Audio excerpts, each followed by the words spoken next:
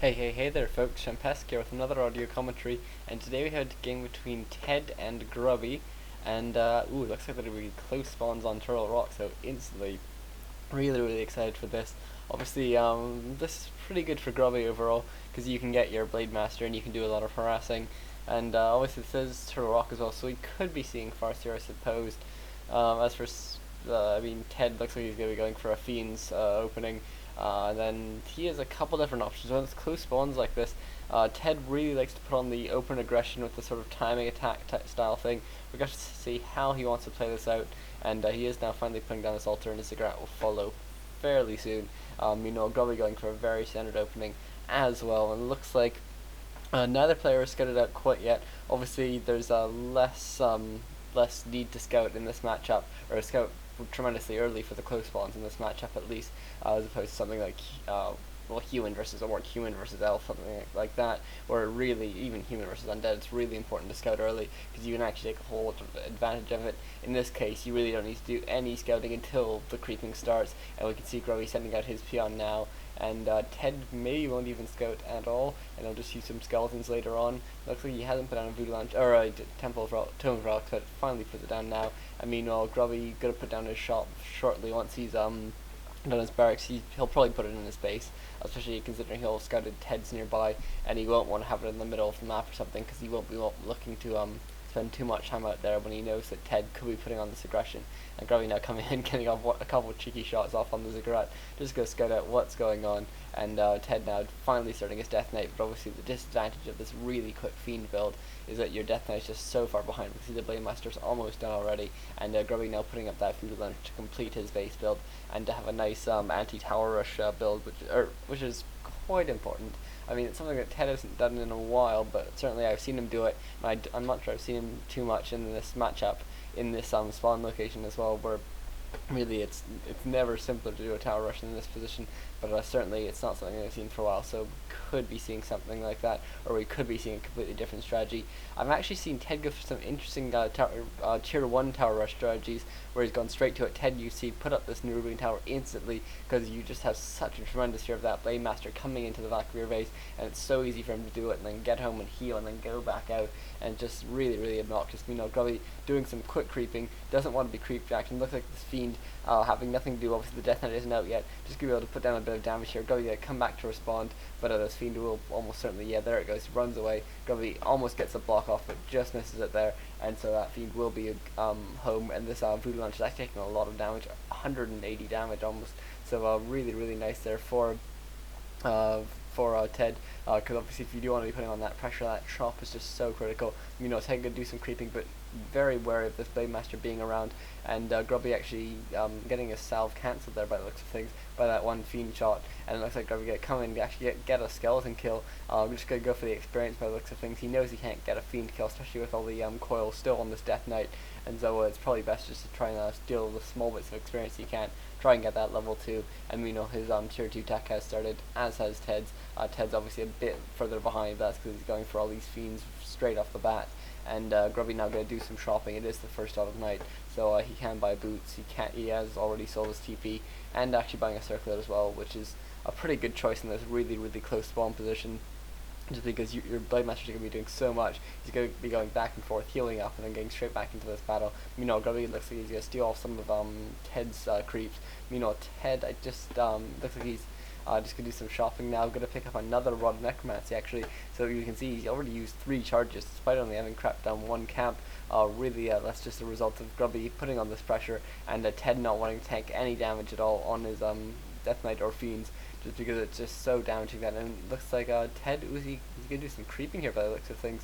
No, maybe not. It would be some very ambitious creeping, especially with Grubby so nearby, and it looks like he eventually decides against it, and Grubby getting good positioning now on this one Fiend. Grubby has got still only level 1 Blade Master, so no critical strike or anything yet. That really is worth so much, just because it provides the uncertainty for TeD. He doesn't know if there could be a critical strike doing a whole bunch of extra damage, meaning he can afford to use his coils a bit later than he would like to, and it just really adds up. And Grubby now, his tech is finishing. I'm surprised I haven't seen a Voodoo Lounge actually, or sorry, a War Mill, just because a War Mill is actually pretty good when you're in this position.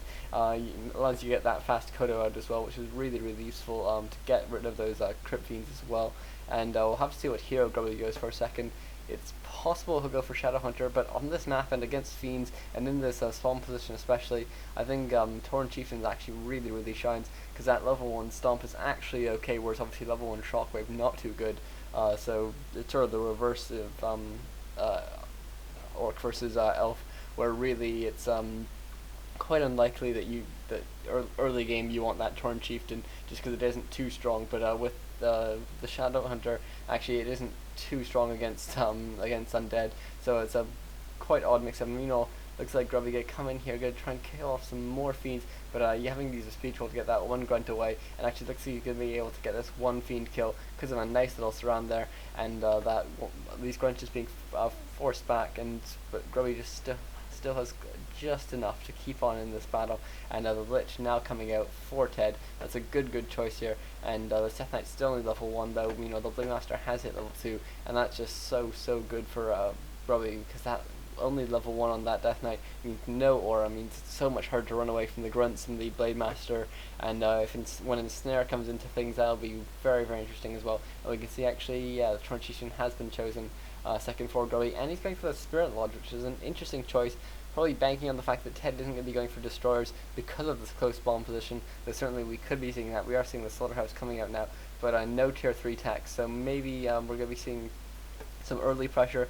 Certainly TeD has done some pressure just with a couple statues, his Lich, and then a bunch of fiends and skeletons, and even bringing in his ghouls possibly as well, and just attacking the base, forcing a fight when Grubby's just a bit too weak before he has his critical massive raiders. When you only have a couple raiders up, it can be a bit tricky to actually do too much damage if you have enough things like skeletons to get in the way. But meanwhile, ooh, look at this Sacrificial Skull being bought by TeD, but oh my god, a surround going off there on Grubby being forced to use a Windwalk, and that's so bad. But it looks like TeD actually now going to go for some creeping here. As I say, this is really ambitious, and Grubby's going to know what's going on because he's expecting the attack to come in, because he almost certainly saw that Sacrificial Skull, which has actually been used to create Blight here, I guess, just so TeD gets a bit of extra healing while he does this creeping. So interesting sort of mind games there with Grubby. We can see Grubby keeping his Tauren Chieftain back because he's expecting the push to come at any second now, and meanwhile TeD just doing some creeping of his own, even using some dust there, and TeD actually running low on skeletons, so he'll probably want to buy another rod before he starts. Ooh, parry out to Vitality, nice item there for TeD, but Grubby almost level 2 on his Tauren Chieftain, even picking up a Slippers of Agility, which is going to be so good on that Blade Master. Look at that, plus 11 damage and a Gloves of Haste already. Really beautiful items there for Grubby, and TeD actually with one skeleton there just to scout out when this push is coming, but also probably just forgotten by him, and TeD now using the Frost Armor on this Lich. Obviously Frost Armor first, just so good against that Blade Master. And ooh, actually look at this, looks like we're seeing a really strong push now from TeD. He's bringing in an Acolyte, he's bringing in a Sacrificial Skull. We are going to see that Tower Rush I was talking about earlier, and Grubby now going to come in trying to get up. He needs to bring in all his peons. Yes, he is. His Wormwheel's just now going up. That's too late, unfortunately, for him. The Sacrificial Skull is used. TeD will need to put down some Ziggurats right now, because obviously that Blight can be dispelled, and you can at least push the Ziggurats very far back. But Grubby getting a very nice melee wall here, and that's not what TeD wants to be fighting against, and even being able to pull back some of those low grunts.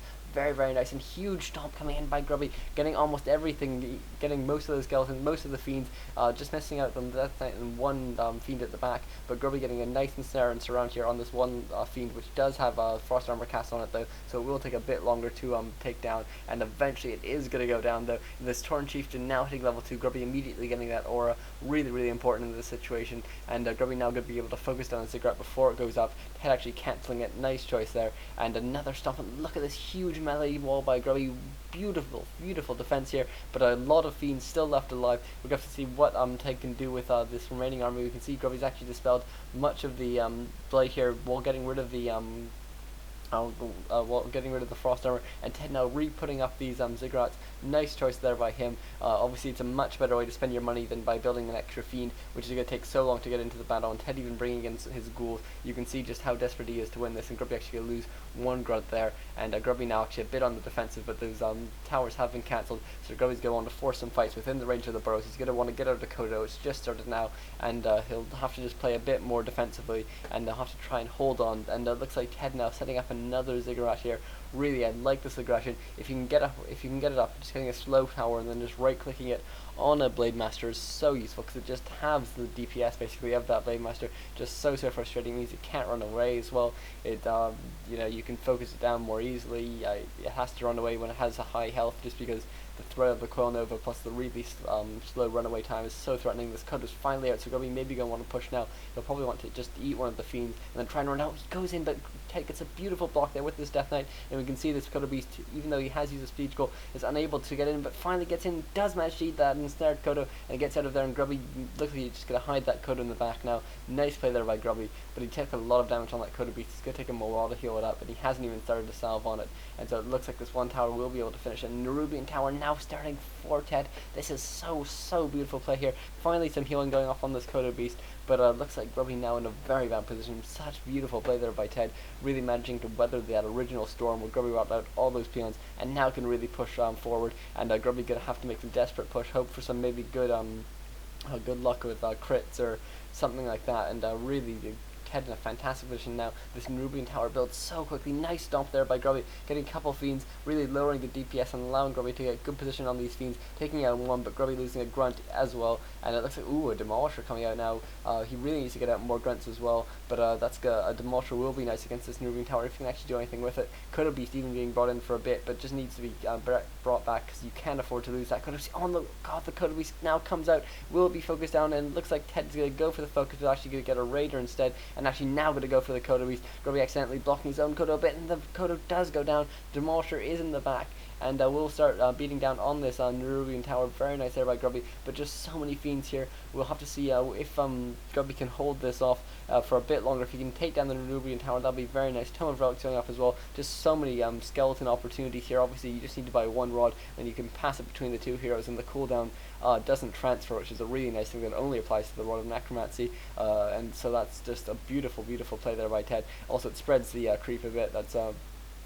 It spreads the blight, sorry, a bit, and it looks like Grubby taking a lot of damage now on his Blade Master. Really needs to run it to the back of his base, but will be able to heal up. And then now it looks like this Nerubian Tower very low, but TeD could get to, focusing the Demolisher just in time, and it looks like that Demolisher will actually be forced back.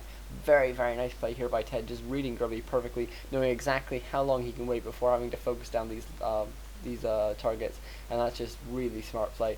And Grubby now coming in with his Blade Master yet again. He's going to need to make one final push, maybe try and take down a couple more fiends. It's really tricky to take down the Death Knight at this point, just because it's so well, it has such high hit points. It can have Frost Armor cast, it has so much regeneration, it has a healing potion as well, and Coil goes off on that Blade Master, and that's the end of that Blade Master. And it looks like TeD could take this game very convincingly, and looks like TeD just having to run a couple fiends back, and once you run them back onto the Blight with the statues and with the aura, it's just so quick healing. And good game, well played there by Grubby, and really a fantastic game. So I hope you enjoyed that, folks. I'll see you guys later. Thanks.